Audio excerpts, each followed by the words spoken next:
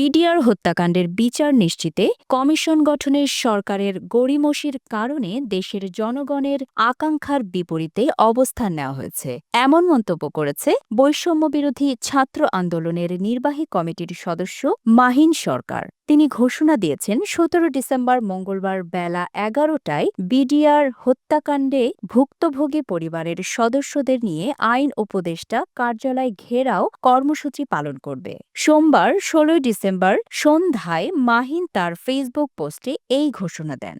এদিকে মাহিন সরকারের সঙ্গে সংহতি প্রকাশ করেছেন বৈষম্যবিরোধী ছাত্র আন্দোলনের আহ্বায়ক হাসনাত আব্দুল্লাহ। তিনি মাহিনের পোস্ট শেয়ার করে লিখেছেন, আমি আমার ভাই মাহিনের পক্ষে। বিডিআর হত্যাকাণ্ডের বিচার হতেই হবে। I am with Mahin.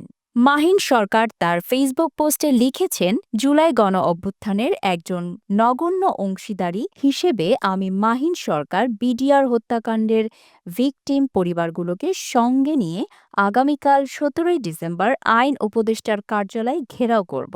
আমার সঙ্গে যদি কেউ নাও যায়, এমনকি পুরো বাংলাদেশের একজনও যদি আমার পক্ষে না থাকে, তবুও আমি আমার এই দৃঢ় অবস্থান থেকে বিন্দুমাত্র পিছু হটব না। তিনি আরও লিখেছেন, ৪ মাস দায়িত্ব গ্রহণের পরেও বিডিআর হত্যাকাণ্ডের বিচার নিশ্চিত করতে না পারা হল এই অন্তর্বর্তী সরকারের একটি চরম ব্যর্থতা। কমিশন গঠনে গড়িমসি করে এই সরকার দেশের জনগণের আকাঙ্ক্ষার বিপরীতে অবস্থান নিয়েছে, যা স্পষ্টতই প্রহসনের শামিল। মাহিন বলেন, ৭১-এর মুক্তিযুদ্ধের বিজয়কে ভারত নিজের জয় হিসেবে প্রচার করে বিভ্রান্তি ছড়াচ্ছে।